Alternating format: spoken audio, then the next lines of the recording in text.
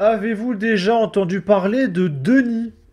C'est un monsieur de 74 ans qui vivait à Besançon dans le 25, une ville où il s'est passé pas mal de choses ces derniers jours. Il y a récemment 3 personnes âgées qui se sont fait défoncer chez elles depuis fin juillet, et Denis est l'une de ces personnes, sauf que lui, il est mort. La police a été contrainte, de déployer un dispositif inédit pour la sécurité des seniors.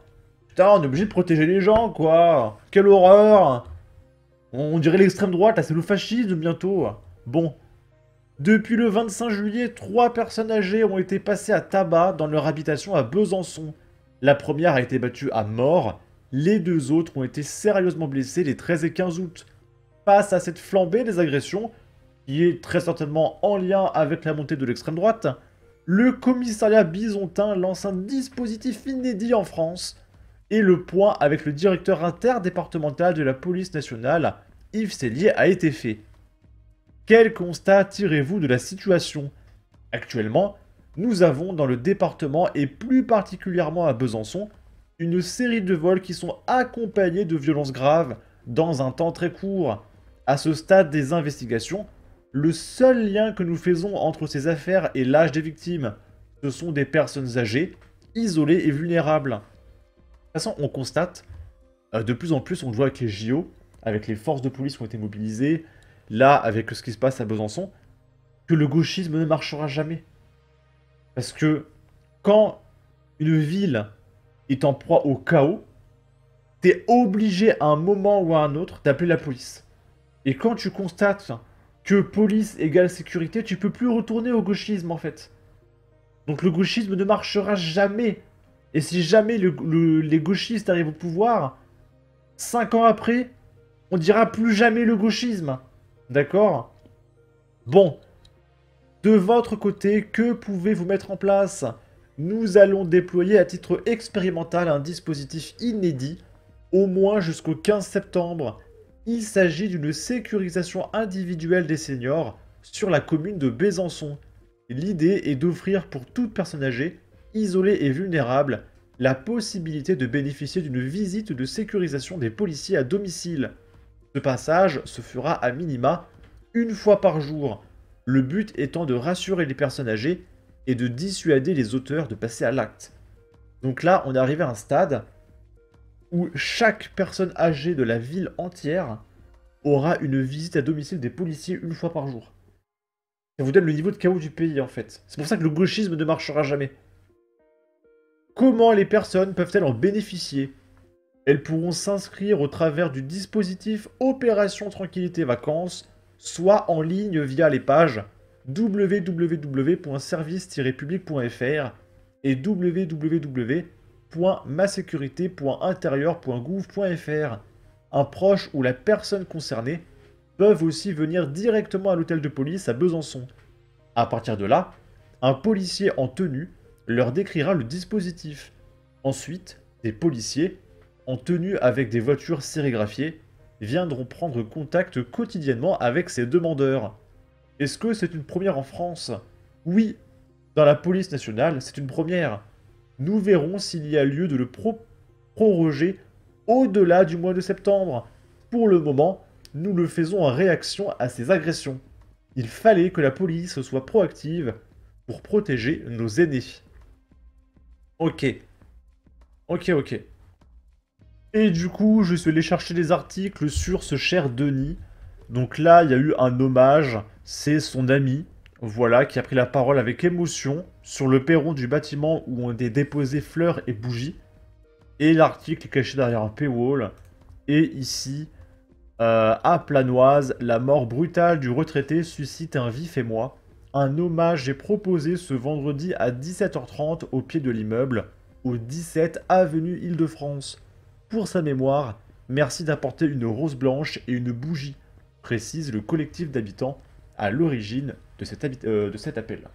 Ok. Ensuite, là, on est sur le plateau du Quotidien, donc un média de gauche qui n'a pas de problème avec l'ARCOM, qui a invité une nana, je veux pas savoir qui c'est, je m'en fous, qui explique sur le plateau du Quotidien que un noir, pour vivre avec dignité, il a besoin de s'émanciper grâce à l'argent. Enfin, que si tu n'as pas d'argent, tu ne peux pas t'émanciper. C'est incompatible. Voilà, ça c'est les débats du quotidien. On va écouter ça. J'ai dit en interview, pour énormément de Noirs, l'émancipation passe par l'aspect financier. Ouais, c'est vrai. On en parle beaucoup, surtout dans le monde du divertissement, avec, ça va être très cliché, mais avec les basketteurs, les footballeurs et tout ça, les endroits où on trouve en fait la plupart du temps les personnes noires les plus connues. Et en parlant justement avec mes amis qui sont très connus ou tout simplement mes amis qui sont pas connus mais qui sont médecins ou qui sont avocats, etc. C'est quand même bizarre de vivre dans un pays raciste rempli de haine. Et cette nana, elle a plein d'amis noirs, médecins, avocats, footballeurs, etc. Donc je comprends pas trop sa remarque en fait. L'émancipation passe clairement par les finances parce que du coup, l'argent fait parfois en sorte qu'on ne voit plus trop ta couleur. Et vous avez dit Il n'y a même pas un applaudissement ni rien, c'est tellement cringe ce plateau, c'est terrifiant. Hein. Donc voilà, elle nous explique qu'on est très très raciste, mais qu'elle a plein d'amis noirs, avocats, footballeurs, médecins, etc. Ok, c'est merveilleux.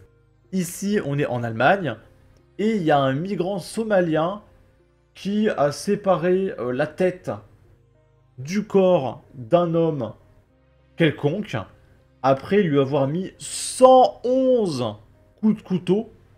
111, ce qui a fait jaillir ses organes. Et ce mec s'est évadé lors d'une sortie cinéma pour aller voir un Disney. Donc c'est-à-dire que le mec, il a tué quelqu'un après 111 coups de couteau, le mec s'est vidé de ses tripes. Et t'as la justice allemande qui s'est dit, on va aller voir la Reine des Neiges. Ça va le calmer un petit peu, voilà. Et du coup il s'est évadé. La police allemande l'a retrouvé. Et le parquet hésite à l'expulser car il pourrait revenir. Parce qu'ils savent que leur pays c'est une passoire. Et que le mec, bah, s'il prend l'avion, il peut reprendre l'avion pour revenir en fait. Donc ça sert à rien. Donc en fait, ils n'arrivent pas à mettre les gens en prison en Allemagne. Là, c'est un débat. Alors tu vois, pour un mec qui a fait ce genre de truc, il y a une certaine peine qu'on pourrait remettre en place, par exemple. Voilà. Et il y a bien un article, mais je pense que c'est un peu trop violent, honnêtement, parce qu'il raconte un peu ce qu'il a fait à ce monsieur à qui il a mis 111 coups de couteau. Et ça parle, voilà, de certains organes qui n'étaient plus à leur place, etc. Et ça se termine par le fait que le mec s'appelle Seïd et qu'il était malade. Voilà, il est schizophrène, c'est pas sa faute. Du coup, c'est pour ça que peut-être que la Reine des Neiges, ça l'aurait calmé. Voilà. Enfin, vraiment, je ne supporte plus ce continent, je ne le supporte plus. Voilà, en tout cas, n'hésitez pas à donner votre avis, votre opinion, à partager, liker, commenter, ça aidera au référencement de la vidéo sur YouTube. Abonnez-vous, suivez-moi sur Twitter, prenez soin de vous, salut!